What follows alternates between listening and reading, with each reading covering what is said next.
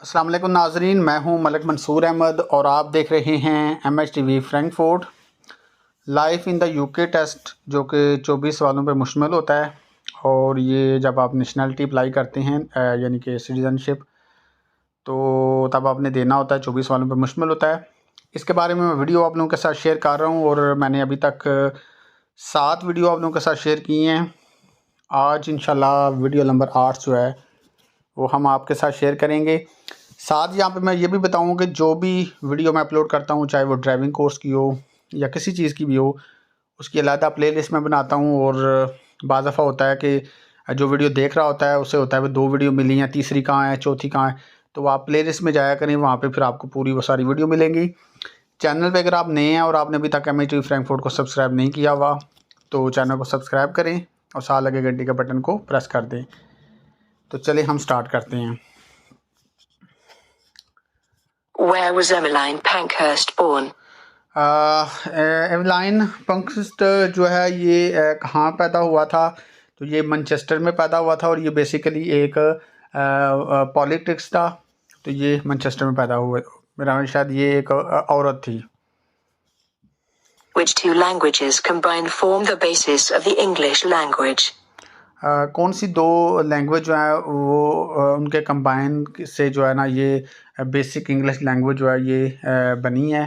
तो ये बेसिकली जो है इनकी गवर्नमेंट भी, क्योंकि यूके जो है ये इनकी काफ़ी मुल्कों पे हुकूमत रही है, तो इसलिए जो है ये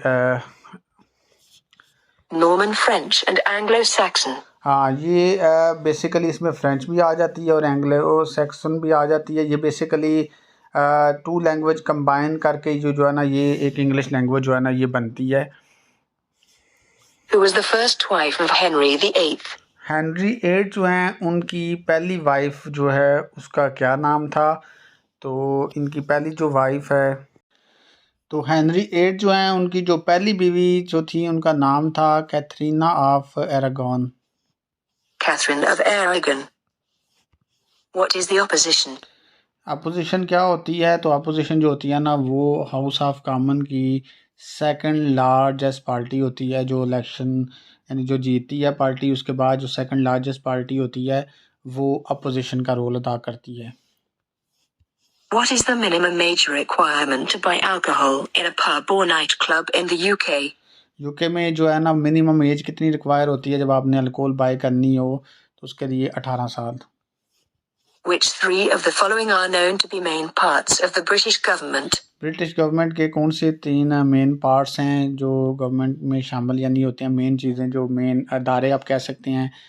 इसमें पुलिस भी आ जाती है, इसमें जुडिशरी भी आ जाती है और इसमें कैबिनेट भी आ जाती है। Which of the following is a traditional English food? Traditional English food जो है वो रोस्ट बीफ है। Which of the following is England's largest national park? कौन सा पार्क जो इंग्लैंड का है वो लार्जेस्ट नेशनल पार्क जो है वो कहलाता है? तो यहाँ पे इसका आंसर आता है the lake district. The Lake District. When was the Northern Ireland Parliament established for the first time? First time जो है नॉर्दर्न आयरलैंड की पार्लियामेंट जो है वो कब इस्टेब्लिश हुई थी फर्स्ट टाइम? तो ये जो इस्टेब्लिश हुई थी पार्लियामेंट ये 1922 में हुई थी। Which of the following events relates to the German bombing of London and other British cities at night time during the World War II? कौन सी जो फॉलोइंग इवेंट्स हैं relates to the German bombing जो world war 2 में जो है ना London और उसके अदर ब्रिटिश सिटीजन पे रात के वक्त जो है वो गिराए थे? तो इसका आंसर आता है दी Blitz. The Blitz. The Blitz relate to the German bombing of London and other British cities at night time during the World War II. Which court deals with serious criminal offences in Wales? Wales में जो serious criminal offence जो cases होते हैं वो crown court जो है वो deal करता है। What is the coin with the highest value in the UK? UK में जो हाईएस्ट कॉइन वैल्यू है कॉइन वो है 2 pound. 2 pounds. When did Adolf Hitler come to power in Germany? Hitler जो है वो कब पावर में आया था जर्मनी में, तो ये 1933 में। In 1933, when does the Edinburgh Festival take place? Edinburgh festival जो है वो बेसिकली कल्चरल आप कह सकते हैं फेस्टिवल है, तो ये समर में जो है ना, एवरी समर में जो है वो सेलिब्रेट किया जाता है। Every summer. When did hereditary peers lose the automatic right to attend the House of Lords?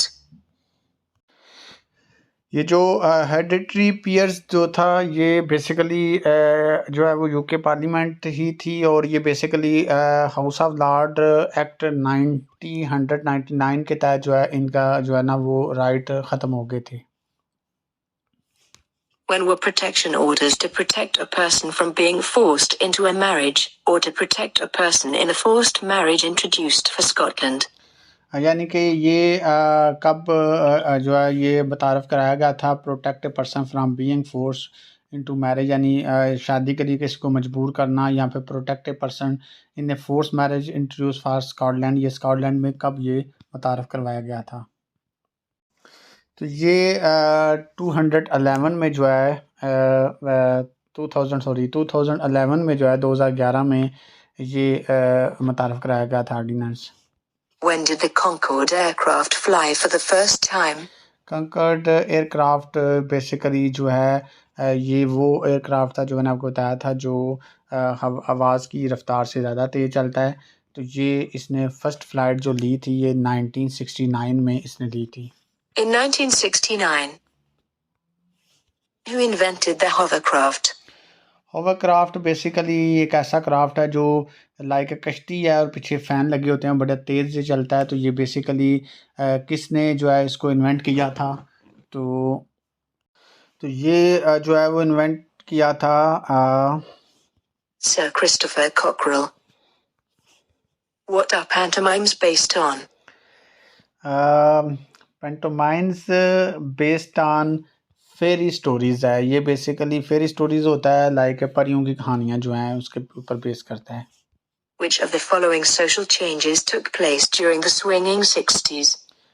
कौन से सोशल चेंजेस जो हैं वो हुए थे मतलब ड्यूरिंग द स्विंगिंग 60s। तो ये जो था ये औरत को जो है वो position of women in the work place was improve, ये इम्प्रूव किया गया था उनकी पोजीशन को काम के ऊपर। By which other name is the Conservative Party also known for? Conservative party जो है वो उसका दूसरा नाम आप उसको नोन एज कह सकते हैं the Tories. The Tories. Who wrote an oratorio called Messiah, which is regularly sung by choirs at Easter time? तो ये जिन्होंने लिखी थी उनका नाम था George Frederick Handel. Which two of the following are famous horse racing events in the UK? UK में दो फेमस जो हार्स रेसिंग इवेंट्स हैं उनका नाम क्या है, तो इसमें एक रॉयल स्कॉट आ जाता है और एक इसमें जो है वो आ जाता है grand national. Which of the following flags is not represented in the Union flag? कौन सा जो फ्लैग है वो नहीं रिप्रेजेंट करता यूनियन फ्लैग में, तो इसमें जो है वो जो है स्कॉटिश वो कह रहे हैं, इंग्लिश, वेल्स, आयरिश। तो यहाँ पे इसका आंसर आता है वेल्श। बेसिकली वेल्श जो है वो इसलिए नहीं आता क्योंकि ये फर्स्ट जो है ना इसमें क्रिएट हो गया था 1606 में from the flag of Scotland and England. तो इसलिए जो है ये ऑलरेडी उसके अंदर था, तो इसलिए जो है ये रिप्रेजेंट अंदर नहीं करता, ये ऑलरेडी इंग्लैंड के साथ ही मर्ज हो चुका था यूनियन फ्लैग बनने से पहले ही। तो ये आज हमने वीडियो नंबर 8 जो आपके साथ शेयर की है। इंशाल्लाह नेक्स्ट हम वीडियो नंबर 9 के साथ आपकी खिदमत में फिर हाज़िर होंगे। तब तक अपने होस्ट मलिक मंसूर को इजाज़त दीजिए। अल्लाह हाफिज़।